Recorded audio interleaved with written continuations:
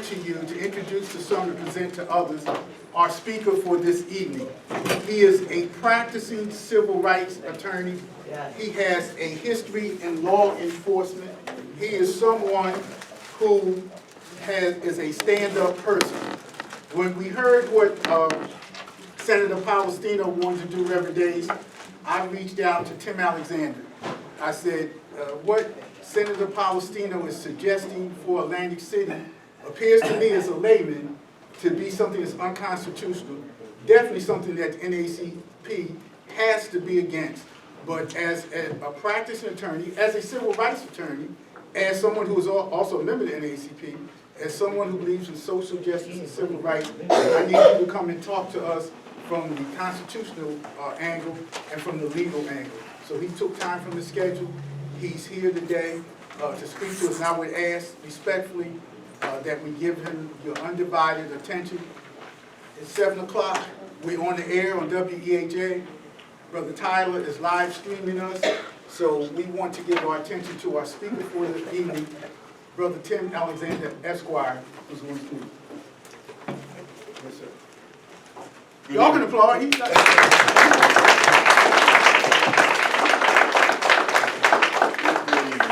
Thank you. So, you know I didn't have to leave.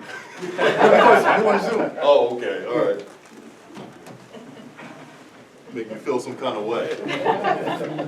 I'm going to stand for you. Okay.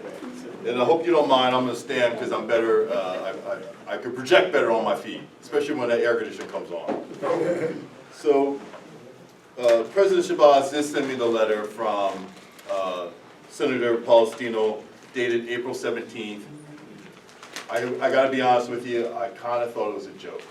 I did not, initially I said no, a state senator wouldn't send a letter like that, and he wouldn't be pushing for something that's so constitutionally irresponsible as what I saw in this letter. And I'm going to talk about it in a second. Let me tell you a little bit about myself. I do wear a lot of hats. Tonight I am an attorney with the law firm of Helmer, Conley & Castleman. We have 14 offices all over the state, 2 right here in Atlantic County. My job is a civil litigator. I'm a civil trial attorney. I also specialize in civil rights and employment discrimination. So that's my background. It started as a victim of discrimination, police brutality, and that put me on this path to where I am today as a civil rights attorney. I'm very proud of it. So I do read the constitutions, both the United States and the state of New Jersey and the Commonwealth of Pennsylvania. I can't say that I'm a constitutional scholar, but I do know how to read. I can retain a bit, and I say that only because I don't understand why our state senator did what he did. I'm going to be respectful to Senator Polistina, although I do believe that he has disrespected the citizens of Atlantic City. And I do want to highlight a couple points to make from his letter, and I'll read in the 4th paragraph on page 1. Unfortunately, many of the stakeholders in the Atlantic City region are still waiting for the city to get its act together, and many fear that it never will happen. That sentence alone is so offensive. Yeah. And it is uncalled for. If you have an opinion, you can state an opinion without denigrating and insulting those who have charged with the responsibility of managing this city, the residents of this city, the occupants of this city. It's just, that caught me more than anything else. Next I'm going to go to page 2, because this is where it gets to the meat of it, some of his ideas. Quote, some of the ideas include a reduction in the number of council people from 9 to 5, selecting the person who would serve as mayor from the Council of Representatives, including appointed members of council to include representatives from Stockton University, Atlantic Care, the Casino Association of New Jersey, and the largest non-gaming entity in the city. Well, that's problematic in of itself, and we'll talk about that a little bit more as well. Last thing I want to point from the senator's letter. I'm trying to understand how reducing the number of council people and involving other industry representatives who have a vested future in the city is depriving citizens' rights and suppressing voting, but that is a concern being expressed. And what happened was there was a pushback, naturally, with such a letter from both the NAACP in Atlantic City, but also the state of New Jersey. And quite honestly, I would imagine everywhere in the country. To not understand how that is problematic means you don't understand our history. And let me be clear, it's our history. Every single citizen, regardless of their gender, race, ethnicity, however they want to identify, there's one history, is the United States history. Those who were in charge kind of segregated us and said, well, we'll give you your black history, and we have the rest of the history. That's the problem. There's only one history of the United States. It happens to include black people. So it's clear that he doesn't understand that history, doesn't understand the history of voting, doesn't understand constitutional rights, doesn't understand the right to have elected and representative government. And more importantly, and we can talk about that, and I want to leave time for questions if you have any, the biggest thing you would think that a state senator would have turned to is the local government ethic laws. Right? I mean, this is it right here. This shuts it down even before we dig into the Constitution.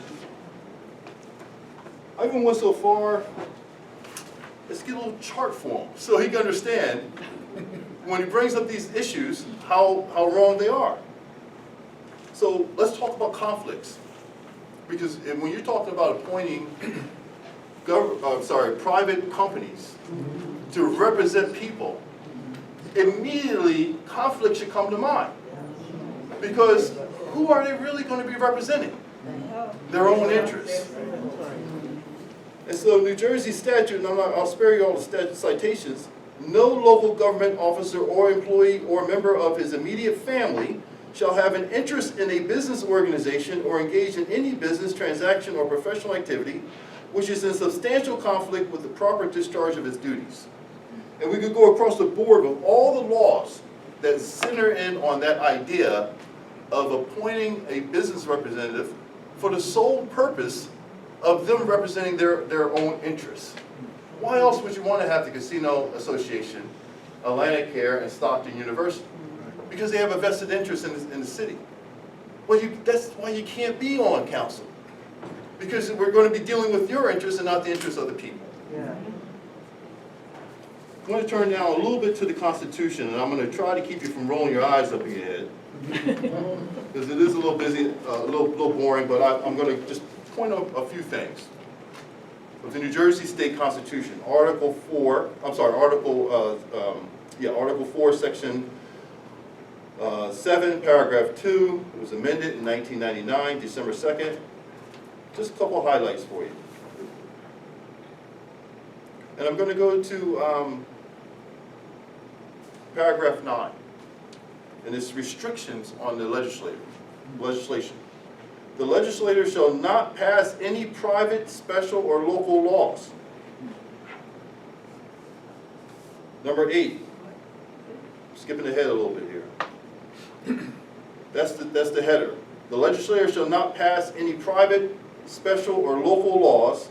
You go to number 8, granting to any corporation, association, or individual any exclusive privileges, immunity, or franchise, whatever. That should have been full stop for the senators. But we can keep going. Go back to that header. The legislature shall not pass any private, special, or local laws. 12, appointing local officers or commissioners to regulate municipal affairs. Well, that should have shut you down. You can't do it, according to our Constitution. But let's keep going. The legislature shall not pass any private, special, or local laws.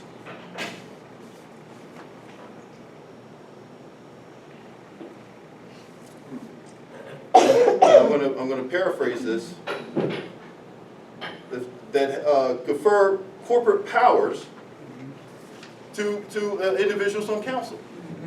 Right here in the Constitution. So let's talk about something else that's important, and I think that the senator missed And that, of course, was something very near and dear to me. Voting, right? Voting rights. How many of you are familiar with the John Lewis Act? And a lot of hands are up in this room. Yes. Which is good.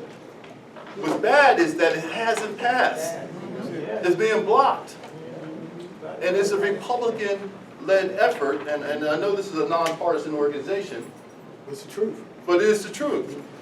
And I want to point that out because Mr. Polistina aligns himself with that, and this is a trickle down of that terrible policy. That there's nothing to see here. And by the way, I'm an officer of the court, but I take great issue with the fact that the Supreme Court has gutted the Voting Rights Act. Yes. And has created a lot of these problems that we see across our nation. And now, right here in our state, we have a senator who wants to bring that stuff home to us by suggesting that we should have appointed officials on Atlantic City City Council. And why? Because he believes that we can't get our act together? Well, I say we, I don't live here, but I certainly have an interest in Atlantic City's success. I have an interest in making sure that every single person in Atlantic City has a right to be heard at the elections through their vote. That's your voice. That's your power. And the senator means to take it away by appointing individuals, telling you how many representatives you can have, first of all, and then telling you who they're going to be.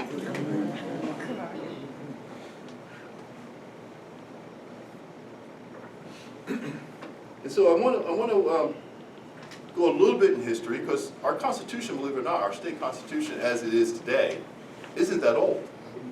It was just formed in 1947, believe it or not. It goes back to pre-revolutionary time with the ideas, but we didn't have a modern Constitution until 1947. And when you look at across the country, you know, post-slavery in this country, we saw Jim Crow laws pop up. Well, you would say, well, in New Jersey, we didn't have that. There's an argument that we did. And you know where they exist the most? In South Jersey. Yeah. And it was really focused in on our education, our schools. And that's another topic, how we slid back to much of the school segregation that we're dealing with in the country. New Jersey being the fourth most segregated school district or state in the nation because of school choice. But that's another topic. I want to talk about the fact that we have come so far, and yet we keep getting pulled back with conversations like this, that I want to take over your city. Not with how these people are going to be appointed, not with how long they're going to be appointed, just this is a good idea, you should go along with it. I don't understand what the pushback is. So hopefully now today, maybe the senator's listening to the radio broadcast or watching the Facebook feed, but the reality is that it's terribly wrong. It's unethical, according to state ethics, and it is a constitutional violation. That's why it can't happen in Atlantic City.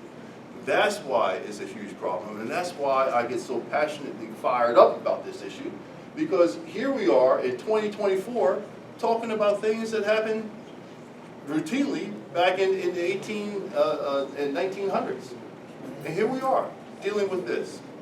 So I appreciate Brother Shabazz calling me about this. I don't know if I had to go to the gym a couple extra times that week, but I want to make sure that I have opportunity to give you your voice. What questions do you have about this? What issues do you have about it? And let's have a conversation. Mr. Goodman. Tim, has he come what with Senator Henry yet? Has he had any Senate hearings? I know that he hadn't. Has it come up for the date for Senate hearings? Not to my knowledge. No. And quite honestly, Mr. Goodman, I can't see him getting this to the floor of the Senate, New Jersey Senate. This is something that he's stirring up locally to try to get support locally, to get people to say, oh yeah, that's a good idea. They can't get their act together. Let's go ahead and take over. Although we have the state take over let's take over even more. So no, nothing yet. Mr. Brower, how are you, sir? Good. If everybody remember the vote no with Lesniak, when he came in with that group, I'm like, hey, and if you listen to some of the things that he's stating, it sounds like he's repeating what they said, okay? And the fact that, remember, it was the people that was going to be on this board, that now that was going to appoint the mayor. I'm like, that's the same language they said in that campaign. So you just came back using the same tone under a different guy to say, oh, we can't get our act together. That was what they said before. The reason why it was defeated because the residents said they wasn't going to stand for it. And here we go again. Somebody else now, we got Lesniak, former senator, and another senator doing the same thing, back to targeting here. I'm like, but there's always the bigger agenda. And that's what it is, there's an agenda there or whatever, and it's not us, we're not the agenda. Well, I think it's important to point out once again that this proposal isn't a